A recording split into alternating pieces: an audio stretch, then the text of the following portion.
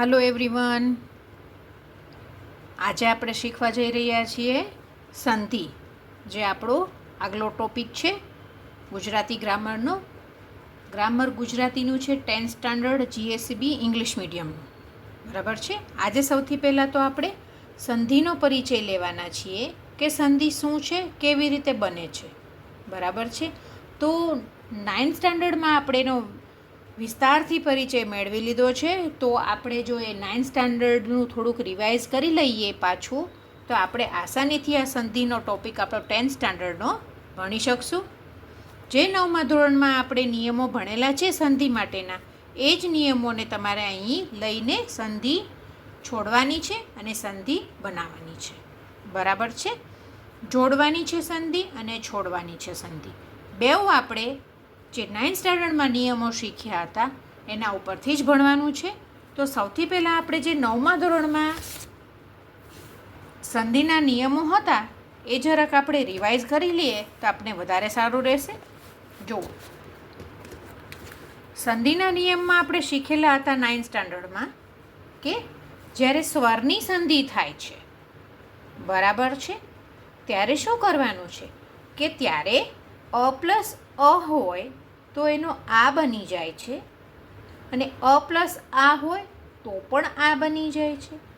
આ પ્લસ અ હોય તો પણ આ બને છે, અને આ પ્લસ આ હોય તો પણ આ બને છે, બરાબર છે. તમે કહેશો કે અહીંયા અ પ્લસ આ હોય તો અ કેમ ન બન્યો? તો જુઓ, એક નોર્મલ તમને સામાન્ય રીતે એક ઉદાહરણ આપું કે બે ભાઈઓ છે, એક નાનો ભાઈ છે, એક મોટો ભાઈ છે, બરાબર છે. બેઉ સાથે જઈ રહ્યા છે. તો જ્યારે નાનો ભાઈ છે ને એ મોટો ભાઈ કહેશે ને એ જ અનુકરણ કરશે ને એ જ અનુસરશે.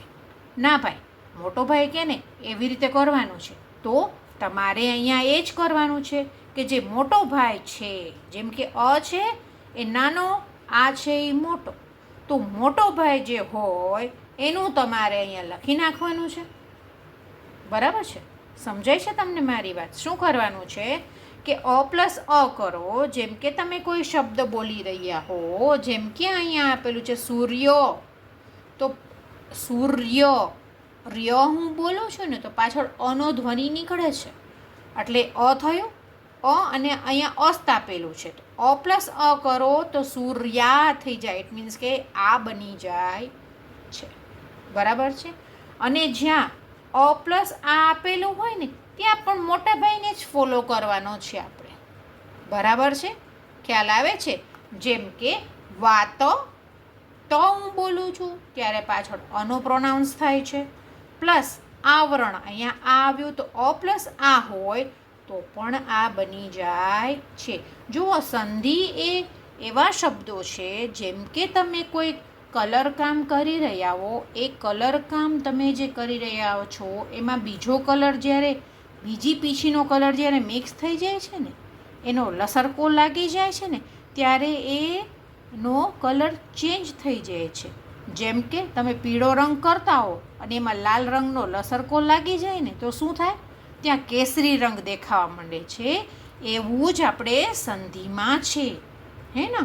તો તમારે શું કરવાનું છે કે મોટો ભાઈ કહે ને એમ તમારે કરવાનું. પછી ઈમાં પણ લાગુ પડશે, ઉમાં પણ ઈ જ લાગુ પડશે. નાની ઈ હશે ને તો નાની ઈ પ્લસ મોટી ઈ હશે ને તો ઈ મોટી ઈ જ રહેશે. નાનો ઉ પ્લસ મોટો ઉ તમે કરશો ને તો પણ એમાં મોટો ઉ જ તમારે લગાડવાનો રહેશે. તો આ આપણું 9th સ્ટાન્ડર્ડમાં શીખેલો સંધિનો આ ટોપિક છે, બરાબર છે. કે અ પ્લસ આ પ્લસ આ પ્લસ આ, અને આ પ્લસ આ જ બને છે. આગળ વધીએ. જુઓ, આમાં પણ ઈનો જે સ્વર છે, નાની ઈ પ્લસ મોટી ઈ કરો ને તો એનું મોટી ઈ જ કન્વર્ટ કરવાનું રહેશે. મોટી ઈમાં જ નાની ઈ પ્લસ મોટી ઈ, મોટી ઈ, મોટી ઈ, મોટી ઈ, મોટી ઈ જ રહેશે, બરાબર છે. તો તમારે આ થોડું ધ્યાનમાં રાખવાનું છે કે જે મેં તમને આગળ કહ્યું ને કે મોટો ભાઈ હોય ને એને નાનો ભાઈ અનુસરે, તો તમારે પણ આમાં એ જ કરવાનું છે કે જે મોટો ભાઈ છે ને એને તમારે શબ્દોમાં લઈ લેવાનું છે. જેમ કે અહીં આપેલું છે હરી પ્લસ ઈચ્છા, બરાબર છે. તો આ નાની ઈ થઈ, બરાબર. જે રસ્વ છે ને એ નાની ઈ થઈ કહેવાય અને આ મોટી ઈ છે, બરાબર છે. તો એનું શું થઈ જશે? મોટી ઈ બની ગયું, હરી થઈ ગયું. જોયું તમે? તો નાનો પ્લસ મોટો કરો ને તો મોટો જ રાખવાનો છે, મોટો પ્લસ મોટો કરો ને તો પણ મોટો આવે, બરાબર છે. એટલે તમારે આ ઈની સ્વરની સંધિ થઈ, બરાબર છે. એવી જ રીતે આ ઉ સ્વરની સંધિ થઈ.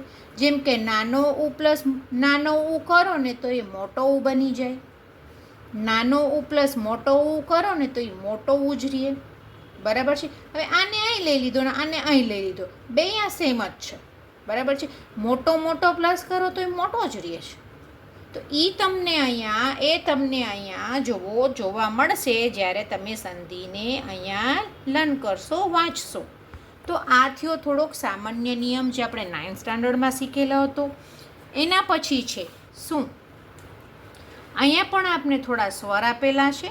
હવે જુઓ, હંમેશા નાની ઉ મોટી ઉ એવી રીતે અ પ્લસ અ પ્લસ એવા સરખા જ સ્વરના શબ્દો ન આવી શકે. ઘણી વખત જુદા જુદા આવે સ્વર. જેમ કે અહીં આપેલા છે કે અ પ્લસ ઈ કરો તો અ પ્લસ ઈ કરો તો એનું એ બને છે, બરાબર છે. પછી તે નાની ઈ હોય, મોટી ઈ હોય, બરાબર છે. નિયમ એક જ લાગુ પડશે કે જ્યારે અ પ્લસ ઈ કરો એટલે એ બને પછી ઈ નાનો હોય કે મોટો હોય. ખ્યાલ આવ્યો તમને હું જે સમજાવું છું? પછી આ પ્લસ ઈ કરો ને તો એ બને છે. પછી નાનો ઈ હોય કે મોટો ઈ હોય, એ એટલે એ જ બનશે, બરાબર છે. અ પ્લસ ઉ કરો તો ઓ બને, પછી નાનો ઉ હોય કે મોટો ઉ હોય. ખ્યાલ આવ્યો તમને? તો અહીં જુઓ તમે કે અ પ્લસ ઈ નાનો મોટો જે હોય તે એનો એ જ બને. આ પ્લસ ઈ નાનો મોટો જે હોય તે, બરાબર છે, એનો એ જ બનશે. ખ્યાલ આવ્યો તમને હું જે સમજાવું છું? પછી અહીંયા છે અ પ્લસ ઉ, આ પ્લસ ઉ, નાનો ઉ હોય કે મોટો ઉ હોય, આ હોય કે અ હોય, જ્યારે એમાં ઉ મિક્સ થાય ને ત્યારે એનો ઓ જ બને છે, બરાબર છે. અને લાસ્ટમાં અ પ્લસ રૂ કરો તો એનો અર બને, અને આ પ્લસ રૂ કરો તો પણ અર બને છે. તો આટલું તમારે થોડું યાદ રાખવાનું છે. કયું તમારે યાદ રાખવાનું રહેશે? તો સૌથી પહેલાં તો જે આ સ્વરવાળું અથી સ્ટાર્ટ કર્યું હતું આપણે, આ વાળું. પછી અહીંયા આપણે આપેલું છે શું? સ્વર છે ઈ વાળો, પછી છે ઉ વાળો, બરાબર. અને એના પછી અલગ અલગ સ્વરને લઈને અહીંયા તમને ટેબલ આપેલું છે 9th સ્ટાન્ડર્ડની ટેક્સ્ટબુકમાં. તમારે આનો સ્ક્રીનશોટ લેવો હોય તો લઈ શકો છો.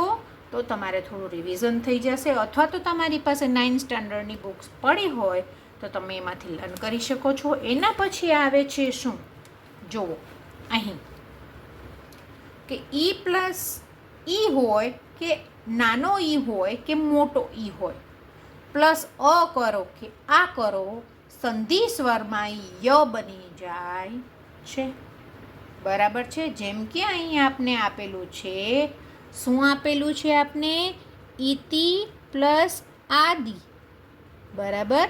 તો ઈતિ, આ જે ઈતિ છે એ નાનો ઈ આપેલો છે, એની જગ્યાએ મોટો ઈ હોત ને તો પણ એમાં ય જ લાગત, બરાબર છે. હવે અહીંયા આ આપેલો છે, આ ન આપેલો હોત ને અ આપેલો હોત ને તો પણ એનું ય જ બનત.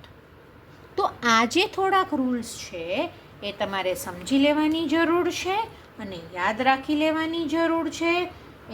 આને સમજ્યા પછી જ તમે સંધિને પ્રોપર રીતે લખી શકશો. જેમ કે નાનો ઉ હોય કે મોટો ઉ હોય, અ જોઈન્ટ કરો કે આ જોઈન્ટ કરો, એનો વ જ બનશે જ્યારે સંધિ સ્વર કરશો, બરાબર છે. રૂ પ્લસ અ કરો કે આ કરો, એનો ર જ બને છે. એના અહીંયા દ્રષ્ટાંતો પણ આપને આપેલા છે, જે આપણે વાંચવાના રહેશે. ઠીક છે, આગળ વધીએ. હવે થોડું આપણે ઘોષ અને અઘોષ વિશે વાંચી લઈએ તો વધારે સારું રહેશે. બરાબર છે. ઘોષ એટલે વધારે કંપિત હવા અને અઘોષ એટલે થોડી ઓછી કંપિત હવા. બરાબર છે. જો આગળનો અક્ષર અઘોષ હોય તેની હવાના કંપનો ઓછા હોય અને તેના પછીની જે ધ્વનિ આવે તે ઘોષ હોય તેની હવાના કંપનો વધારે હોય, તો તે આગળના અક્ષરના હવાના કંપનને વધારે કે નહીં? બરાબર છે. એ કહેવા શું માગે છે? તમે કોઈ વર્ણ છે એનું પ્રોનાઉન્સ કરો છો, બરાબર છે, એમાં ધ્રુજારી કંપન વધારે આવે છે ને તો એને ઘોષ કહેવામાં આવે છે. બરાબર છે. અને ધ્રુજારીને કંપન ઓછા હોય તો એને અઘોષ વર્ણ કહેવામાં આવે છે. આગળ વધીએ આપણે અહીંયા જોઈ રહ્યા છીએ કે વિસર્ગ સંધિ. બરાબર છે. વિસર્ગ સંધિ એટલે શું? તો બે શબ્દો ભેગા થાય ત્યારે પહેલા શબ્દને અંતે જો વિસર્ગ આવતો હોય તો તેમાં જુદા ધ્વનિ પરિવર્તન આવતા હોય છે. આવી સંધિને વિસર્ગ સંધિ કહેવામાં આવે છે. બરાબર છે. તો જુઓ, આગળ હજી આપણે વધીએ અને જોઈએ કે વિસર્ગ પહેલાં અસ્વર. બરાબર છે. જેમ કે હું અહીંયા બોલું અધઃ, હવે વિસર્ગને હું કાઢી નાખું તો આ બોલાશે અધો, તો ધની પાછળ અ આવ્યો. બરાબર છે. તો વિસર્ગ પહેલાં અ સ્વર અને પછી અસ્વર અથવા અન્ય કોઈ પણ ઘોષ વ્યંજન હોય તો વિસર્ગનો ઓ થાય છે. જો આ ઘોષ વ્યંજન છે ગ, હે ને, ગ જોઈ શકો છો તમે. તો અધઃ પ્લસ ગતિનું શું થઈ જશે? અધો ગતિ. બરાબર છે. આગળ જોઈએ આપણે. અહીં આપને આપેલું છે શું કે મનઃ પ્લસ બલ, તો એનું થઈ ગયું છે મનોબલ. બરાબર છે. તેના પછીનો આપણે એક પોઈન્ટ જોવાનો છે શું કે વિસર્ગ પહેલાં અ અને આ સિવાયના અન્ય કોઈ પણ સ્વર હોય અને વિસર્ગ પછી અન્ય કોઈ પણ સ્વર્ગ કે ઘોષધ્વનિ હોય તો વિસર્ગનો ર થઈ જાય છે. જેમ કે નિહિ પ્લસ આહાર તો નિરાહાર, નિહિ પ્લસ ધન તો નિર્ધન. જુઓ, તમારે ગભરાવાની જરૂર નથી. તમને આ બધું શોર્ટ ફોર્મમાં એક નોટ બનાવીને હું તમને આપવાની છું. જ્યારે તમને આજે હું સમજાવી રહ્યું છું તે પૂરું થશે એટલે હું તમને એક નોટ બનાવીને આપીશ, જેને વાંચવાથી તમને સહેલાઈથી આવડી જશે.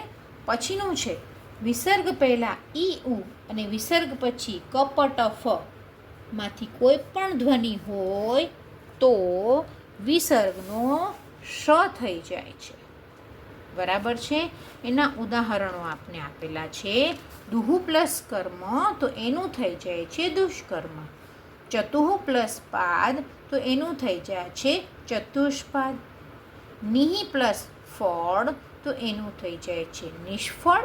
અને ધનુઃ પ્લસ ટંકાર તો ધનુષ્ટંકાર થઈ જાય છે. એના પછીનો એક નિયમ છે કે વિસર્ગ ધરાવતા ની પ્રત્યય પછી ર ધ્વનિ આવે તો ની દીર્ઘ થાય છે અને વિસર્ગનો લોપ થાય છે. જેમ કે નિહિ પ્લસ રોગ તો નિરોગ, નિહિ પ્લસ રસ તો નિરસ. બરાબર છે. પછીનું છે વિસર્ગ પછી ચ, છ કે શ ધ્વનિ હોય તો વિસર્ગનો શ થાય છે. જેમ કે નિહિ પ્લસ ચિંત તો નિશ્ચિંત, મનઃ પ્લસ ચક્ષુ તો મનશ્ચક્ષુ, પુનઃ પ્લસ ચ તો પુનશ્ચ. એના પછી છે નિહિ દુહુ પૂર્વ પ્રત્યય પછી શ સ આવે તો વિસર્ગ યથાવત રહેશે. જેમ કે નિશંક, નિશબ્દ, નિશસ્ત્ર, નિશુલ્ક, નિશેષ, નિશ્વાસ, નિસંકોચ. બરાબર છે. ખ્યાલ આવે છે તમને? અને એના પછી લાસ્ટ રૂલ છે શું કે વિસર્ગ પછી ત સ હોય તો વિસર્ગનો સ થઈ જાય છે. જેમ કે નમઃ પ્લસ તે નમસ્તે, અતઃ પ્લસ તત્વ અંતસ્તત્વ, નિહિ પ્લસ તેજ નિસ્તેજ. તો આ હતા થોડાક નિયમો જેને આપણે યાદ રાખવાના રહેશે અને એના પછી આપણે સંધિ ભણી શકશું. તો આગળ વધશું આપણે આપણા 10th સ્ટાન્ડર્ડના સંધિ પરિચય સાથે. તો આ રહી આપણા વિસર્ગ સંધિના થોડા નિયમો. એના નિયમો આ રીતે મેં અલગથી લખીને એકસાથે લાઈનમાં ગોઠવીને આપેલા છે, જેને તમે વાંચી અને તમારી સંધિને પ્રોપરલી લખી શકશો. પહેલો નિયમ છે વિસર્ગ પહેલાં અસ્વર, વિસર્ગ પછી પણ અસ્વર અથવા કોઈ પણ ઘોષવ્યંજન હોય તો વિસર્ગનો ઓ થાય છે. બરાબર છે. એના પછી છે વિસર્ગ પહેલાં અ અને આ સિવાયના અન્ય કોઈ પણ સ્વર હોય કે વિસર્ગ પછી અન્ય કોઈ પણ સ્વર કે ઘોષ ધ્વનિ હોય તો વિસર્ગનો ર થાય છે. એના પછી છે થર્ડ, વિસર્ગ પહેલાં ઈ ઉ અને વિસર્ગ પછી કપટ ફ કોઈ પણ ધ્વનિ હોય તો વિસર્ગનો શ થઈ જાય છે. બરાબર છે.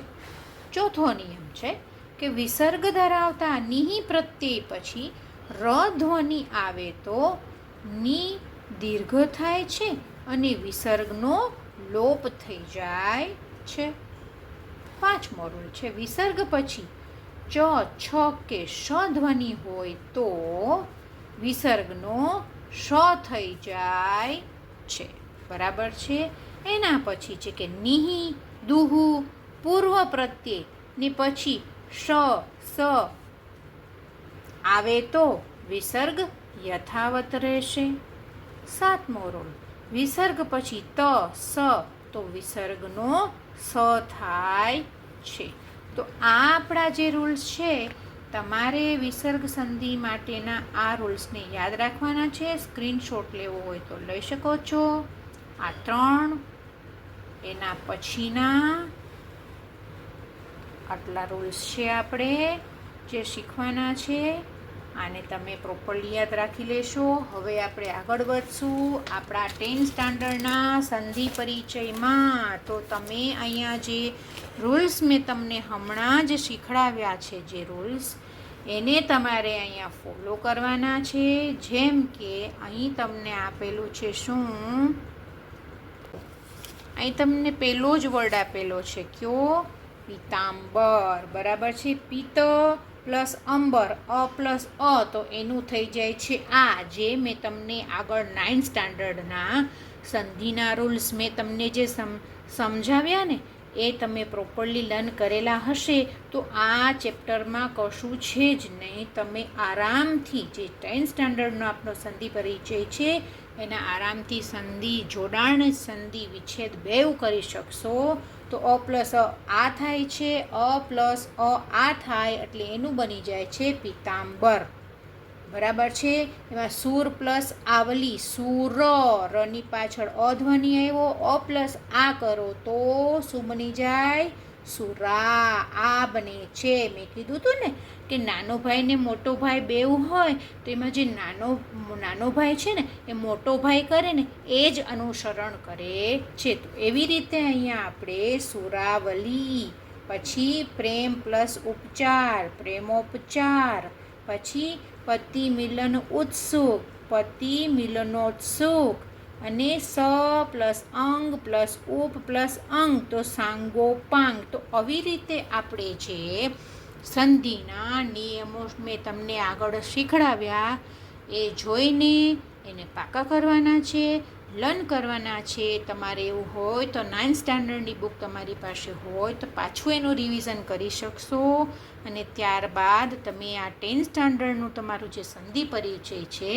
એને ઇઝીલી તમે એના આન્સર્સ આપી શકશો. બરાબર છે. તો જે ઉ પ્લસ ઉ પ્લસ અ પ્લસ આ આપણે જે શીખ્યા રૂલ્સ એને જ અહીં ફોલો કરવાના છે અને તમારે બધાના આન્સર દેવાના છે. આગળનું ટેબલ છે આપણું શું છે, અહીંયા આપને આપેલું છે પૂર્ણેન્દુ. તો પૂર્ણ પ્લસ ઇન્દુ ઇટ મીન્સ કે અ પ્લસ ઈ એટલે થઈ ગયું એ, તો અહીંયા થશે પૂર્ણેન્દુ. ખ્યાલ આવે છે ને?